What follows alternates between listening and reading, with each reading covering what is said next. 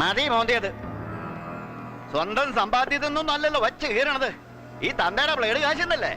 എടാ ബുദ്ധി വേണടാ ബുദ്ധി. പണ്ടവന്റെ തന്തയുടെ കയ്യിനെ ബ്ലേഡിന് കാശിന് പകരം LP സ്കൂളിന്റെ പ്രമാണം തന്നെ പിടിച്ചു വാങ്ങിച്ചത് അത് വെച്ച് 4 കാശ് ഉണ്ടാക്കാൻ വേണ്ടി തന്നെയാ. പക്ഷെ ആ പൊരമനയുടെ പുനാര മോൻ എന്നവിടെ ധർമ്മസ്ഥാപനം കെട്ടിപ്പൊക്കിയോ അന്ന് മുതൽ നമ്മുടെ സ്കൂളിന് മുടിവാ. അവനെയും അവന്റെ നശിച്ച സ്ഥാപനത്തെയും വേരോടെ പിഴുതെറിയാൻ മൂക്കിന്റെ തുമ്പത്തൊരു അവസരം കിട്ടിയപ്പോ അതങ്ങ് ചീറ്റിച്ച് കളഞ്ഞു. കഴുത മസിലും പെരുപ്പിച്ച് 4 ഉണ്ണാക്കന്മാരെയും കൊണ്ട് അവിടെ ചെന്ന് നീ എന്നാ ഉണ്ണാക്കളാ ഉണ്ടാക്കിയേ? ഓ, ഒരു പെട്ടിക്കോളം വാർത്തെങ്കിലും കൊടുക്കാൻ കഴിഞ്ഞോടാ നമുക്ക്. എന്നിട്ട് കുത്തിയിരുന്ന മോന്ത കഴുത. അപ്പാ സായന പത്രത്തിലല്ല, ദിനപത്രത്തിൽ വരും, ഫ്രണ്ട് പേജില്. ഈ വാർത്തയല്ല, ഇതിലും ചൂടുള്ള വാർത്ത. അതോടെ കേരളക്കര മുഴുവൻ അറിയും അവന്റെ സ്കൂളിന്റെ മാഹാത്മ്യം. ആ കാര്യത്തിൽ ഞാൻ അപ്പന്റെ മോൻ തന്നെ. അപ്പാ ചന്ദ്രേട്ടനോട് പറഞ്ഞ നമ്മുടെ കല്യാണം എപ്പ നടന്നു ചോദിച്ചാ മതി. പക്ഷേ ഏട്ടനോട് ഞാൻ പറഞ്ഞു കഴിഞ്ഞു. നിന്നെ ഞാൻ കെട്ടാൻ വരുന്നത് ഒരു കൊടി വെച്ച കാറിലായിരിക്കും. ഓ, കൊടി വെച്ച കാറിലെ കെട്ടാൻ വരുമെന്ന് അത്രയ്ക്ക് നിർബന്ധാണെങ്കിൽ എന്നെ കെട്ടാൻ വരുമ്പോ ഒരു കൊടി വാങ്ങി കിട്ടിയ പോരെ? ഞാൻ തമാശയായിട്ട് പറഞ്ഞല്ല, സീരിയസ് ആയിട്ട് പറഞ്ഞതാ. ഞാൻ സീരിയസ് ആയിട്ട് പറഞ്ഞേ. ഈ മന്ത്രികുമാരൻ കൊടിയും വടിയും പിടിച്ച് എന്നെ കെട്ടാൻ വരുമ്പോഴത്തേക്കും ആ മീശപ്പട്ടാളെ എഴുന്നള്ളും. അയാള് വന്നാലേ കല്യാണല്ലേ മാഷെ നടക്ക അടിയന്തര. അയാൾക്ക് ഇതിൽ എന്ത് കാര്യം? അയാൾ കെട്ടിയ നിന്റെ ചേച്ചിയല്ലേ, നിന്നെ ഒന്നും അല്ലല്ലോ. അതന്നെ അയാളുടെ ഉദ്ദേശം. ചില നേരത്തെ അയാളുടെ നോട്ടം കണ്ട അയാൾക്ക് ഞാനും ചേച്ചി ഒരുപോലെയാ. മുമ്പിൽ നിൽക്കാൻ കൂടെ പേടിയാ എനിക്ക്. എല്ലാം എനിക്ക് മനസ്സിലാവുന്നുണ്ട്. ഈ കാര്യങ്ങളൊക്കെ ഞാൻ ചന്ദ്രനോട് സംസാരിച്ചതാ. ഏട്ടൻ പറഞ്ഞത് നിന്നെ വിളിച്ചിറക്കി കൊണ്ടുവരാനാ.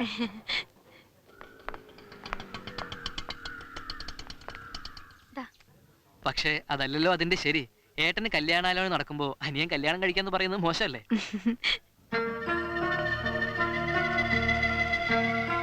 ഇവരെന്താ ഇവിടെ? എന്തായാലും ചേച്ചി പട്ടാളം ലാൻഡ് ചെയ്യുമ്പോഴല്ലേ, അത് നമുക്ക് അപ്പം നോക്കാം. നീ ഇപ്പൊ ഒരു കാര്യം ചെയ്യ്, നീ കുടിച്ച കാപ്പിക്ക് കാശ് കൊടുത്തിട്ട് നേരെ വീട്ടിലേക്ക് വിട്ടോ. ഇനി ഇവിടെ നിന്നാൽ ആരെങ്കിലും ഒക്കെ കാണും, അതോടെ എന്റെ പാർട്ടി നാറും. നിനക്കറിയില്ലേ, ഖദറിട്ട യുവ നേതാക്കൾക്ക് പ്രണയം നിഷിദ്ധമാണ്.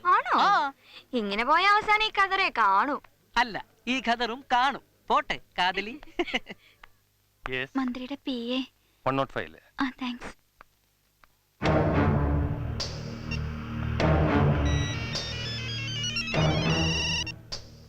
എന്താ? മാത്യു, ആ ടീച്ചർ അങ്ങോട്ട് വരുന്നുണ്ട്.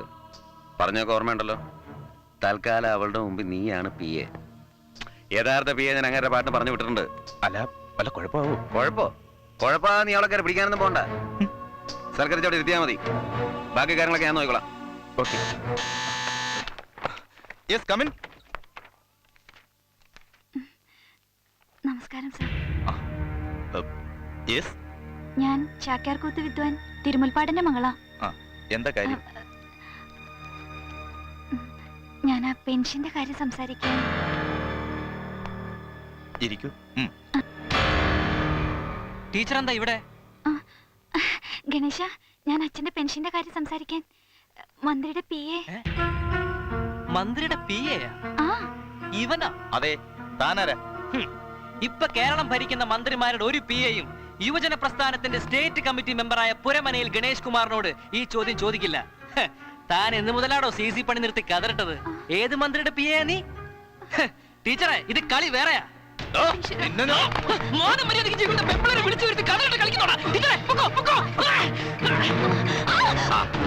അങ്ങനെ ഒന്ന് പോവാതെ ടീച്ചറെ.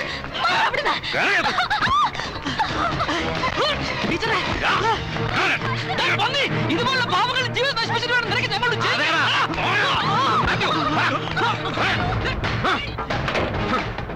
മതിടാ.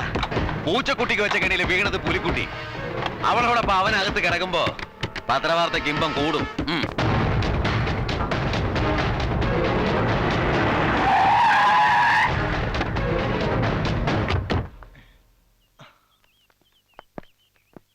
ബെയിൽ ആപ്ലിക്കേഷൻ കൊടുത്തേക്ക് ചെല്ലേ. വരൂ.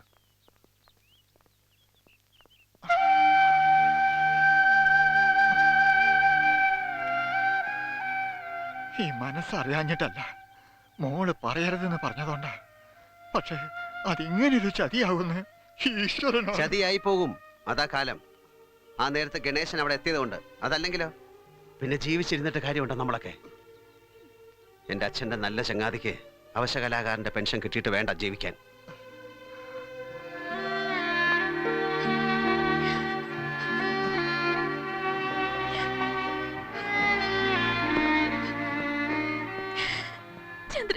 കരയണ്ട ചെല്ലേ. സോറി ചന്ദ്ര, ഇതൊരു ഫാമിലി ടഗാണെന്ന് അറസ്റ്റിന് ശേഷമാണ് മനസ്സിലായത്. ചന്ദ്രൻ ഒരു കംപ്ലൈന്റ് എഴുതാം, ഞാൻ അവനെതിരെ ആക്ഷൻ എടുക്കാം. ഏയ് വേണ്ട.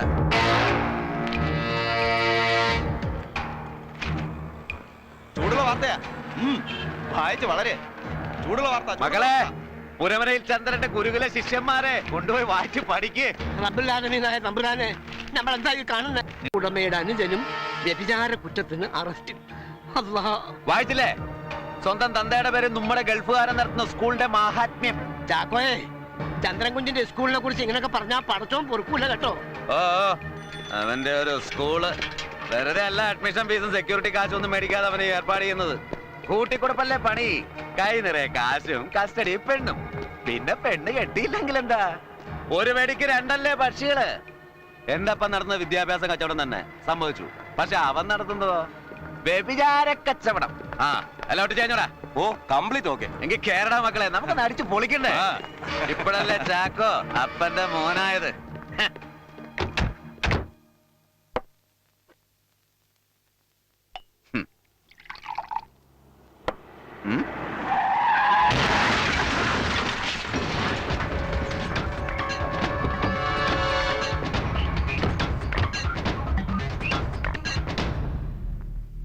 എന്നെ മാനം കെടുത്താൻ പാവങ്ങളുടെ മാനം വിറ്റ് നീ പത്രം അറിയണേ.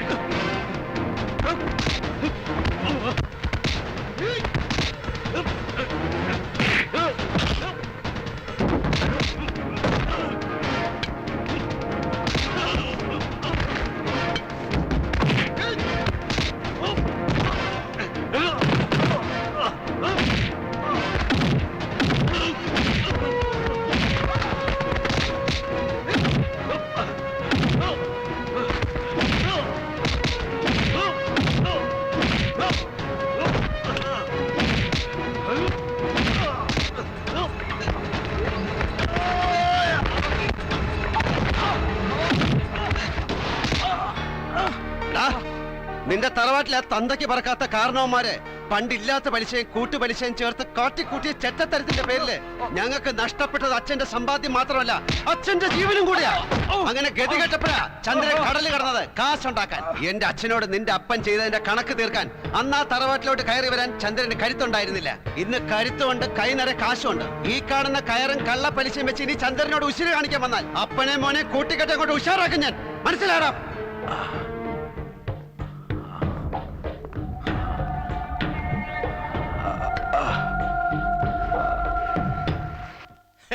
ഇങ്ങനെയുള്ള ഒരു ധാരാളം ഉണ്ട് നമ്മുടെ നാട്ടില്. അധ്വാനിച്ച് നാല് കാശുണ്ടാക്കിയാൽ കണ്ണേടിയാ. അസൂയ മൂത്ത് മഞ്ഞപ്പിത്തം വന്നതാ ആ അപ്പനും മോനും. ഇത്രയും കാലം അസൂയക്ക് മരുന്നില്ലായിരുന്നു. ഇന്നലെ ഈ അളിയൻ അതിനൊരു മരുന്ന് കണ്ടെത്തി. അതെന്താണാവോ? കണ്ണടച്ചങ്ങ് പെരുമാറുക, അത്ര തന്നെ.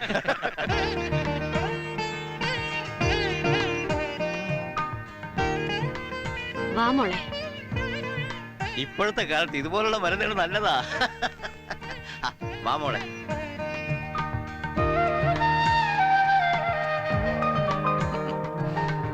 ഇതാണ് എന്റെ മോൾ നിർമ്മല. കാര്യങ്ങളൊക്കെ അമ്മാവൻ പറഞ്ഞു കാണുമല്ലോ. ആ നിർമ്മല.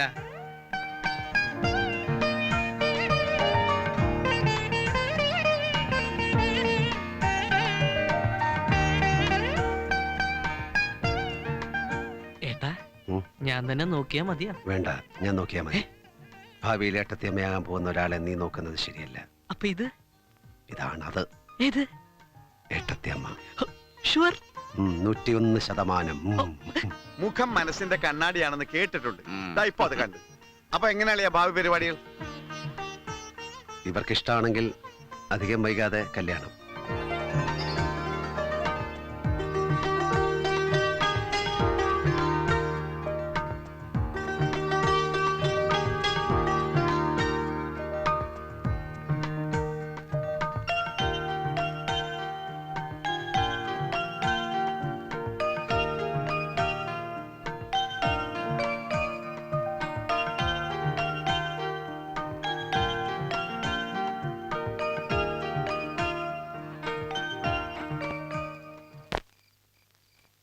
എന്താ അവിടെ നിക്കണേ? ഉറങ്ങണില്ലേ? ഉറക്കം വരണില്ല. എന്റെ കുട്ടിക്ക് ഒരു കുടുംബം ഉണ്ടായി കാണാൻ ഏറ്റവും കൂടുതൽ ആഗ്രഹിച്ച ആളല്ലേ? സന്തോഷം കൊണ്ടായിരിക്കും. അങ്ങനെ പറഞ്ഞ എന്താ പറയാ? ഇല്ല, തെറ്റായിട്ടൊന്നും ചെയ്തിട്ടില്ല. കണ്ടിഷ്ടാവുകയാണെങ്കിൽ പറയാന്ന് വിചാരിച്ചു. മറ്റൊന്നുമല്ല, ജാതകപ്പൊരുത്തവും പ്രായവ്യത്യാസവും മാത്രമല്ലല്ലോ, അവന്റെ സമ്പാദ്യത്തിനും സൗന്ദര്യത്തിനും യോജിച്ചൊരു പെണ്ണ് തന്നെ വേണ്ടേ? എല്ലാം കൂടെ ഒത്തു വന്നപ്പോ ഒന്ന് പോയി കണ്ടോട്ടെ എന്ന് വിചാരിച്ചു. പക്ഷേ ഇഷ്ടായ സ്ഥിതിക്ക് ഇനി അത് പറയാതിരുന്ന അതൊരു തെറ്റായി പോകും. തെറ്റോ?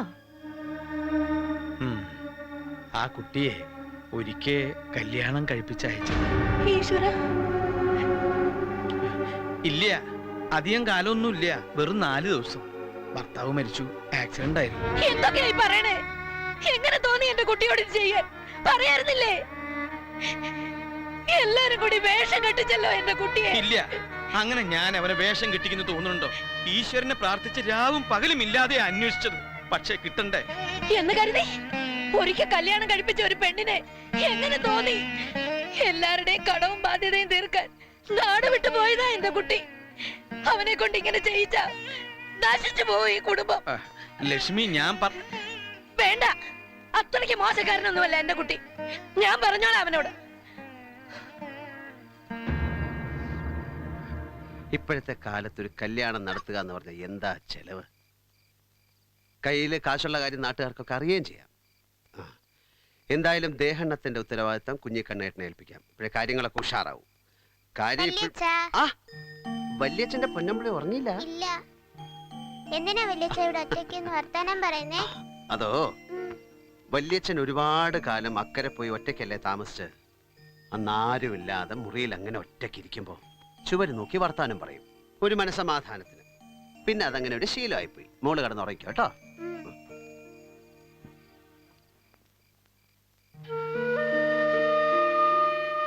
ആ, ആരാ ഇത്? ഞാൻ അങ്ങോട്ട് വരികയായിരുന്നു. വേറൊന്നുമല്ല, ഈ ദേഹണ്ണത്തിന്റെ കാര്യം കുഞ്ഞിക്കണ്ണേട്ടനെ ഏൽപ്പിക്കാം. അച്ഛന്റെ കാലത്തുള്ള ഒരാളല്ലേ, അത് അച്ഛനും സന്തോഷാവും. വേണ്ട, ആരെയും സന്തോഷിപ്പിക്കണ്ട എന്റെ കുട്ടി. അമ്മയോട് പോലും പറഞ്ഞില്ല അമ്മാവൻ. ഈ കല്യാണം നമുക്ക് വേണ്ട. കല്യാണം വേണ്ടാന്നോ? എന്ത് പറ്റി അമ്മേ? വേണ്ടെന്ന് തന്നെയാ. 4 ദിവസമായാലും 40 ദിവസമായാലും ഒരാള് കെട്ടിയ പെണ്ണിനെ എന്റെ കുട്ടിക്ക് വേണ്ട. അങ്ങനെ 2ാം കെട്ടിന് ആളാവാൻ അത്രയ്ക്ക് മോശക്കാരനൊന്നും അല്ല നീ.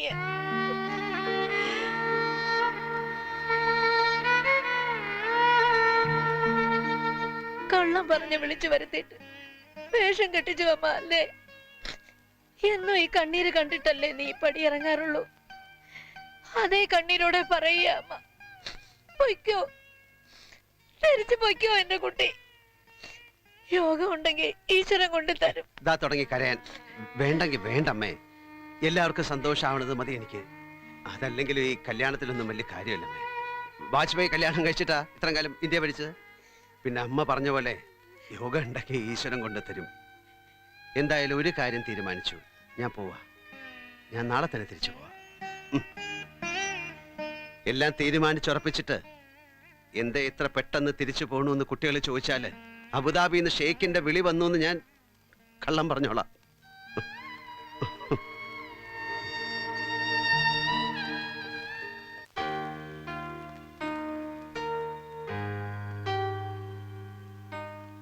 ബാഗൊക്കെ വണ്ടിയിൽ വെച്ചിട്ടുണ്ട്. കുറ്റിച്ചിറ സുലൈമാന്റെ പ്രവചനം ഫലിച്ചു. എന്തായിരുന്നു ഈ വരവിൽ കേരളക്കരയിൽ സംഭവിക്കാൻ പോകുന്ന 2 മഹാത്ഭുതങ്ങൾ?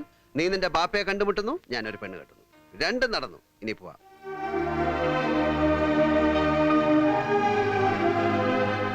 ഇതെന്താ ആരും ഒരുങ്ങാത്തത്? 10:30 മണിക്കാ ഫ്ലൈറ്റ്. വരുമ്പോഴും പോകുമ്പോഴും അടിപൊളിയായിട്ട് എല്ലാവരും കൂടെ വേണമെന്ന് പറയണതല്ലേ ഞാൻ. ഇത്രയും കാലമായിട്ട് അത് പിന്നെയും പറയണോ? വന്ന് കയറിയപ്പോ മുതലേ ഇതിലേക്കായിരുന്നല്ലോ നിന്റെ നോട്ടം. 1.5 ലക്ഷം രൂപ വില വരും. ഇനി ഇത് വിറ്റ് പാർട്ടി ഉണ്ടാക്കണ്ട.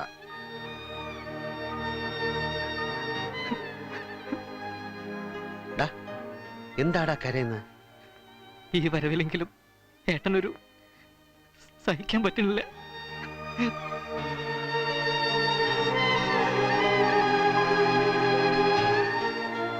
ഇതാ ഉള്ള കുഴപ്പം. എല്ലാവരും ഇങ്ങനെ മുഖം വീർപ്പിച്ചിരിക്കാൻ ഞാൻ ആദ്യമായിട്ടൊന്നും അല്ലല്ലോ പോണത്. നാ.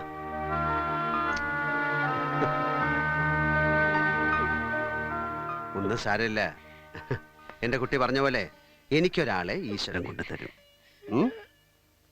മൈ മോനന്തി പൂമുഖത്തിരിപ്പുണ്ട്.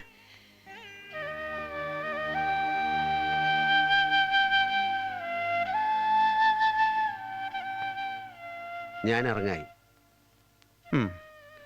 10-22 വർഷം മുമ്പ് ഞാൻ ഈ പടിയിറങ്ങുമ്പോ നന്നായി വരട്ടെ ഈശ്വര എന്ന് പറഞ്ഞ് എന്റെ തലയിൽ കൈവച്ച് അനുഗ്രഹിച്ച അമ്മാവന് ഇന്നിപ്പോ എന്റെ മുഖത്തേക്ക് നോക്കാൻ പോലും. ചന്ദ്ര,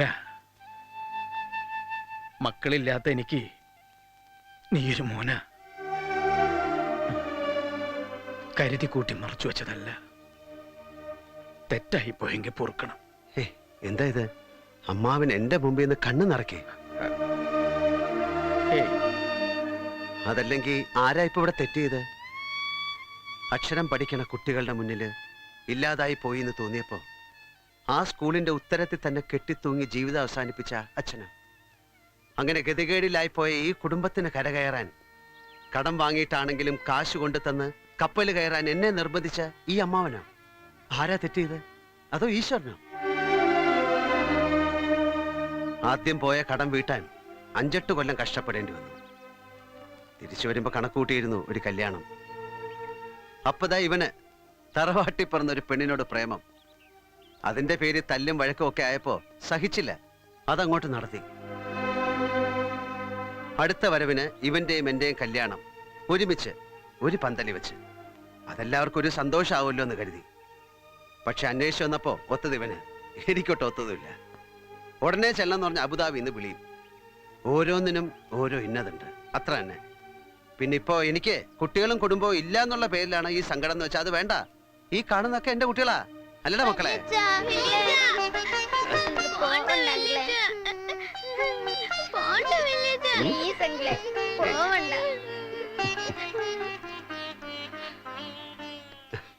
കണ്ടില്ലടാ, ഈ വല്യച്ഛൻ കഴിഞ്ഞിട്ടേ ഉള്ളൂ ഇവർക്ക് ഈ തന്തമാരൊക്കെ.